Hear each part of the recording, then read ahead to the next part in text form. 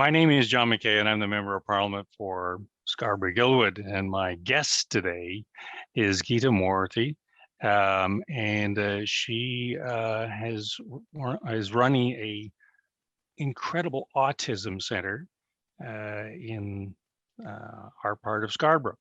And I thought that it would be a really interesting conversation to talk to Geetha about not only what she does, but why she does it. So, but before we get to that part, I want to find out about Geetha and where you come from and how did you get here and all that sort of stuff. So, Geetha, where do you come from? Okay, thank you, John. I'm just honored to be here today. Yes, so I'll start with, I was born in Jaffna, Sri Lanka, and I grew up in Kandy and Colombo after that. So that's where I come from. I was in Sri Lanka for 23 years, I would like to say. And then we moved to Toronto, not to Toronto actually, to Montreal in 1983, when the communal rights started in Sri Lanka. And who's the we here? So the we are like my parents, my two brothers, myself, and I got married 2 days before we left the country. And one of my brothers, he was married at that time too, so he had a little kid, 9 months old. So that's the Oh we. my goodness. Mhm. So this must have been a whirlwind romance if you're getting married 2 days before you're leaving. Tell us about how you met your husband. We worked at the same office. Mm-hmm. And yeah, so I knew him for 2 years. And because like we had to move, we thought, okay, like we have to, like get him here too. Otherwise, we don't know what will happen, right? So, but his parents were not even there because they moved to, they were in Jaffna, so no one could come. So it was about 10 people in the house with my immediate family, and a priest came and did some of the, rituals, and that was it. Really? It was almost like it was an interesting. yeah, I'll bet it was. It's like a COVID wedding these days, 2 or 3 people. That's it. Exactly. Yeah. Right. Yeah. Mhm. So why did Yeah. you have to leave in such haste? So I'm not too sure whether everyone knows about, what was happening in Sri Lanka for many, many years. It's a communal rights, like between the Sinhalese and Tamils, and we are the minority Tamils over there. Mm. And it's always been it has always been a challenge for us to, like get to where we wanted to. So even for me, like to start with, like, I always wanted to get into med school, but I couldn't because of the standardization between the uh, ethnic beliefs, and there's so many things were happening there. So we were not able to. But then 1983, there was a huge battle between the Sinhalese and the minority Tamils. And I even saw many, many things which I don't want anybody to see that. Like, because I have seen like, like they had a curfew and we had to go from one location to another location because we couldn't stay where we were from our house. And then, so we were going to one of our friends' place, which is the safest place. So, and I saw like they will stop the car, and if they know that you are a Tamil, they actually, like set the car on fire, like, like with people inside. But the thing is, like for us, my parents actually taught us the Sinhalese language, because they usually ask you, can you talk in Sinhalese? And we say yes. And we were able to do that, and with that same accent how they talk. So because we grew up in Kandy is mostly Sinhalese space, we have good friends, like we have really good Sinhalese friends too. It's not the people, right? So it's just few of them. Yeah, it is an ongoing conflict, isn't it? And it does seem to be kind of an irreconcilable conflict. If you live and work in Scarborough, you'll be acutely aware, shall we say, of the ebbs and flows of that conflict. And so you get out in 1983 to 83. You come to Montreal. Correct. So we came to Montreal because we kind of knew that Canada was the only place which was accepting refugees at that time. And because of the riots happening in Sri Lanka, my sister was in Montreal. So she said, okay, maybe, like if you come here, maybe you can claim your refugee status. So we landed on the 13th of August, 1983. And right away, like we claimed the refugee status. And how long between the refugee claim and the offer of permanent residence? It was pretty good. I would say I really can't remember exact timing, but I would say 6 months, 6 to 9 months time. Oh, that's quite reasonable. Yeah. And it's a lot better than we frequently hear in our Mhm. office. So that's encouraging. So we've got a family of star Sri Lankans, very able, very ambitious, hardworking. Tell us about the work that you and your husband ended up doing in order to be able to put food on the table and pay the rent. So when we got here and I was able to get a job in 3 weeks as a bookkeeper. And I would like to mention it was the minimum wages was $4 an hour. Oh. So I got it right away. Yeah. That was, but you know what? That's a big thing too, right? Like you were able to work. Like I think that's what we want to do. We didn't want to idle. We were getting, like the rest of them were able to get a little bit of the welfare at that point of time. Mhm. But I got the job, and after that, like when I got pregnant, I told my husband, maybe maybe you should work now because it was too cold, and also the language was my biggest issue at that time because it was in French, and because I didn't even know a single word of French at that time. But we worked for a company where it's a family business, and the couple will be talking to me right in front of me in French, and then I'm like, are they saying something about me? Maybe I'm not doing a good job, or what's going on? Kind of, it's like when you don't understand the language, it was a little bit difficult. So when I got pregnant, I asked my husband, he goes like, can I work there then? If it's too much for you. And I'm like, yes. And then I asked them and they said, yes. So we switched. So I went on I came off and then he was working. And after a year's time, we moved to Toronto. As soon as we came to Toronto, it was pretty good because, the language was there, and then we were able to get actually good jobs in the accounting field. So 84, 85, you moved to Toronto. Does the rest of the family come with you when you moved? So before we moved out, one of my brothers and my dad and no, both the brothers actually, they moved to Toronto right away. We stayed in Montreal because I had the job, so we stayed in Montreal. Okay. And where in Toronto did you move to? So we moved to Tuxedo Court. Really? The Tuxedo Court. That was our very first resident there, in number 20 Tuxedo Court. Yeah. Wow. Mhm. Well, that is kind of Sri Lanka Central from At time that to time, time. yes. Yes. Yeah. Yeah. Mhm. No longer, but Right. it is true. So Mhm. you get pregnant. Presumably you have a baby. How many babies do you have? I had so one was born in Montreal and the other one was born in Toronto. So when we moved to Toronto, and then after that, a few years after, in 1987, my the first one is a daughter and the second one son. So they were born. And after that, when he was born, actually, we moved to a house in Victoria Park and Finch over there. Yeah. Still in Scarborough though. So that clearly, yes, on this podcast, that gives you big status when you if you haven't been born in Scarborough, at least you live in Scarborough. These are prestigious addresses. So you are a woman of immense talent and ability, and you started a dance studio, is a school, okay, and that seems to me to be a kind of a strange way to start your business career. But tell me about your dance school. Yeah, so when we moved to Toronto, actually at Tuxedo Court, so I started working at Nestle's, and I always had the passion for dance. I'm really, when I started going to dance classes when I was in grade, not even grade 1, I was 5 years old maybe.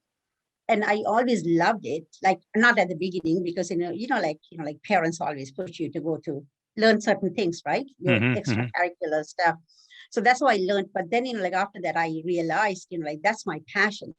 I don't want to let it go. So when we moved to Toronto, I'm like, why don't I teach dance to a couple of kids so that I remember, like, what I'm doing, and like just to keep my thing going, right? My passion going.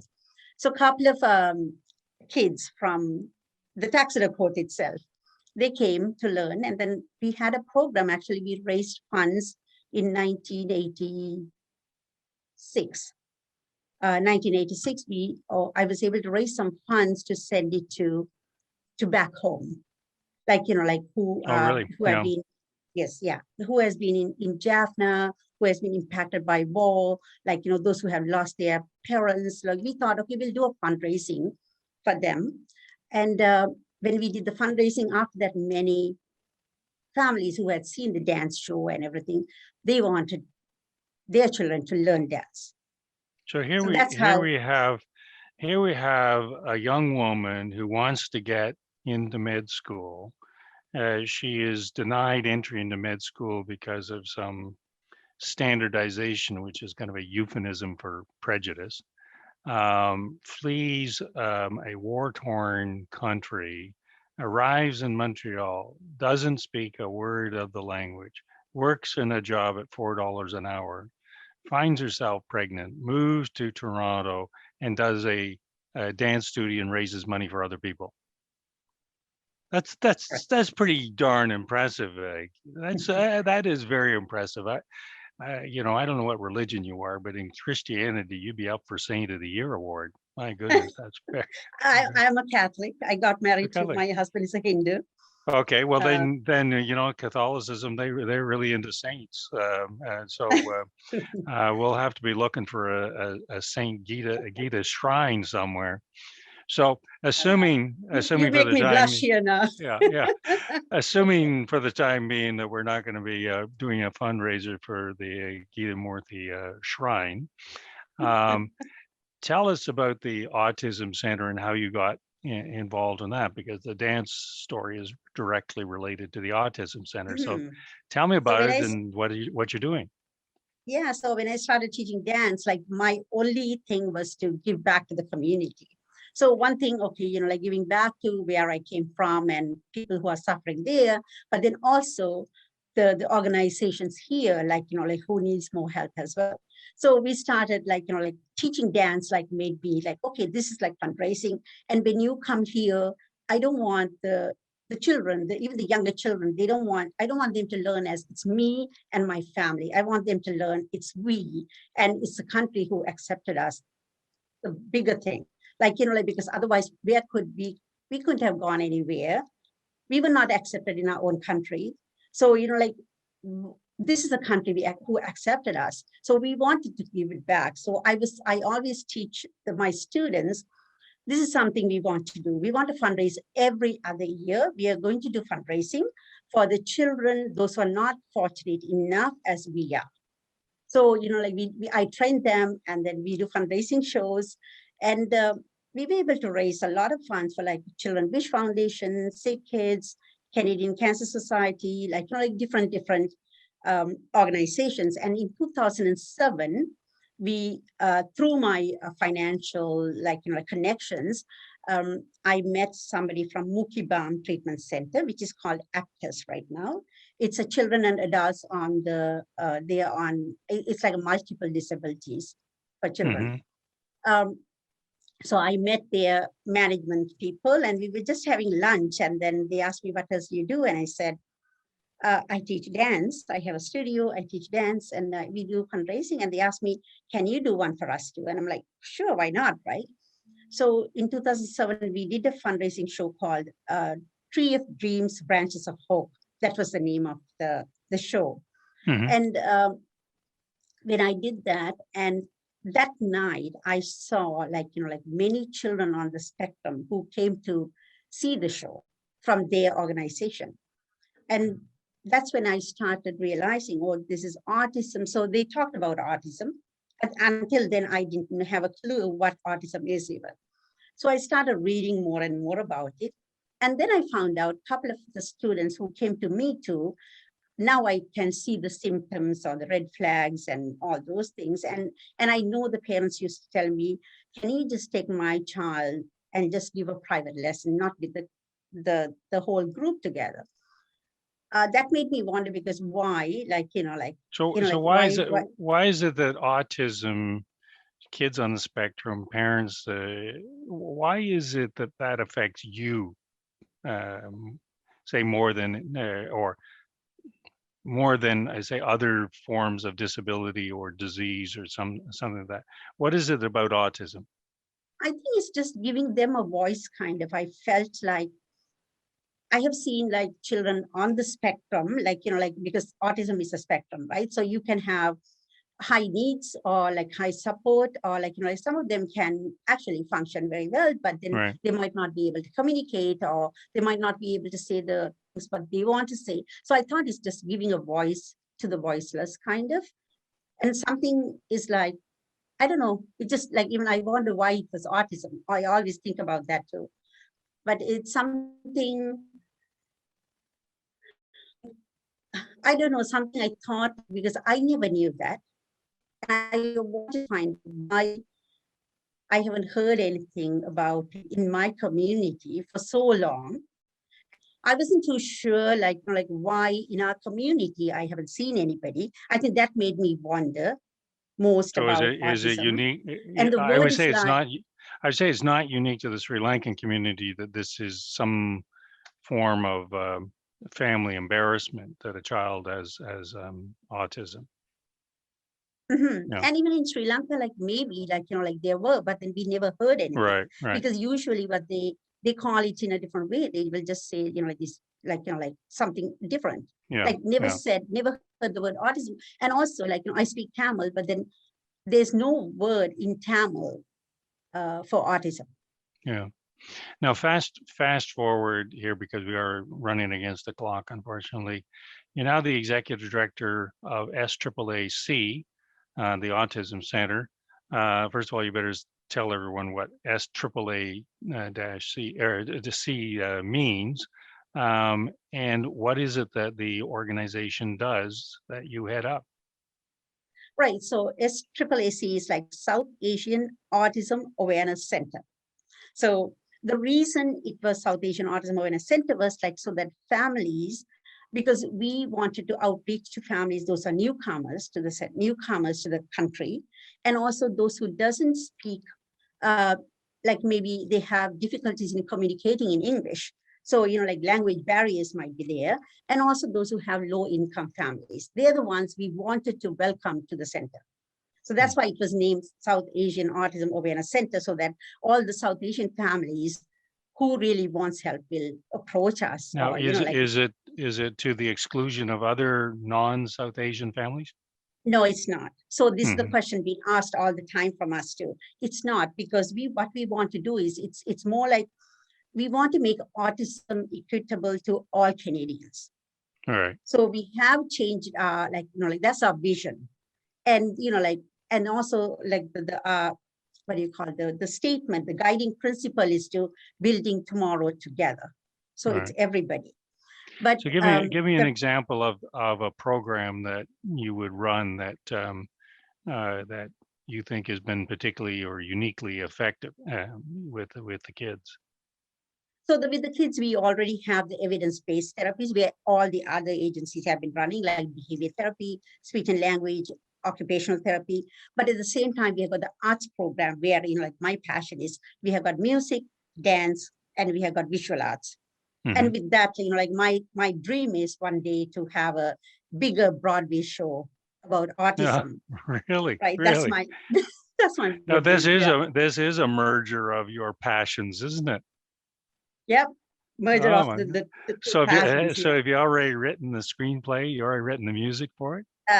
Everything is up here, I think, Everything. but I have to find a director or a producer to actually take it and run with it. So Well, I know who will make it a success. I think you'll make it a success because you also know how to raise funds. So it'll be a combination of your passion about autism, your passion about dance, and your unique abilities about fundraising. So bound to be a success. Hopefully, yes, Yeah. yeah, Yes. yeah. That's a Okay. dream. Yeah. Yeah. But thanks to the government, the federal government especially, and the provincial as well as the city too. Like, like they have been very supportive, like from the federal government, we have got the Canada Summer Jobs. This time we Mhm. got, like we were able to hire 12 staff members, right? So Yeah. employees. And also Yeah. like year after year, we are getting this Canada Summer Jobs. And also like, we have applied for employment for the adults on the spectrum, because that's a huge thing for us right now. We want most of the adults to be employed.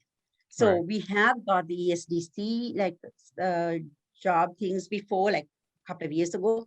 We have just applied for one thing, the young, I think it's called the youth employment thing. Yes, Right. yes Yes. Well, thing. yeah. Yeah. And then Well, also CARES program we have applied for through PHAC. That's for mainly for the families, like those for the caregivers. Because if the caregivers are not healthy enough, they won't be able to take care of their children. yeah, I think that is an underappreciated fact that with autistic children, the parent never seems Right, to cease to be the parent, always has to be the parent. Um, right. Before we close this off, I wanted to hear you on the issue of how COVID has affected the center and what changes you've had to make, but also maybe what changes you think you might retain. So the changes we have made with the COVID was like more sessions were happening virtually, because we were not able to come to the center and like give the actual therapy at the center. So we have to move everything to virtual. That cost a little bit for us too, because like everyone has to have their own laptop, and like we had to that the security, the cyber security, everything is okay, because these are all client information. So that cost like more than like being in person. But and also for families it's difficult. The reason is because when they come for therapy in person, they can leave the family, leave the child here, and they Right. can go and have their own time. So, the virtual thing, like the families need to be there, at least one parent or a sibling has to be there, and that takes a lot of them. Like like it's like like they have to be there 24/7. Hmm. So we have come back now, like in person, not to the 100% capacity, maybe about 40% capacity. And the parents are happy, the children are happy to see us. But hopefully we can. But some parents like the virtual because those who are taking the public transportation, right? Oh, And of it takes course. a Yeah. lot of time. So they Right. can just go on the thing and they can do that. So some of them might want to keep the virtual, but Hmm. I would say 80% wants to come back to the center. Yeah. Yeah. Final question. We titled this podcast based on a Churchill quote, which goes something like this: "We make a living by what we do. We make a life by what we give." And I find it quite interesting to hear people who are giving people like yourself answer the question of why do you do it? Why do I do? Because to give back to the community, one thing, because as I mentioned, I have so many children in Canada, like who needs that support. So we want to give it back, at least a part of it, with the whole government thing, the ministries, like like, but a portion of it, at least, if we can do, contribute. Right. So, like, and also I want to teach the younger generation, like, like through dance or like anything, like, or the volunteers. We have got tons of volunteers. We have over 200 volunteers who help us, and they don't expect anything. And most of our staff have been volunteering for 6-7 years, and then they became actual permanent staff members. Yeah. So it's like, you're providing a platform to many children or many students, those who are high school, they can be in the university, but they come here to volunteer, they gain the experience, they learn about what we do here. And we want that to grow. Like we don't want that to stop with me or some of our volunteers and staff, but that has to grow and grow and grow. So that's the reason, like, like we are doing this. And indeed, you have grown and grown and grown. The SAAC is a serious organization, and we've been talking to the driving force behind this autism center in the Edge. Actually, it's right in the corner of Scarborough-Guildwood, right in the McGowan 401 area. And I've been speaking with Geetha Moorthy, and she has demonstrated a remarkable life of giving, even when circumstances rendered her in a situation where she was worried about how you put food on the table and pay the rent. So, and it shows that people who give are not necessarily limited to people who have excess wealth. So, Geetha, on behalf of the community, I want to thank you for telling us a bit of your life story, but also how all of your passions are coming together to aid in our community. So thank you for doing this. We greatly appreciate it. Thank you so much for your time, John. And hopefully, like, we can work together in the future too. I expect we will. Okay. Thanks again. Thank you so much. Bye.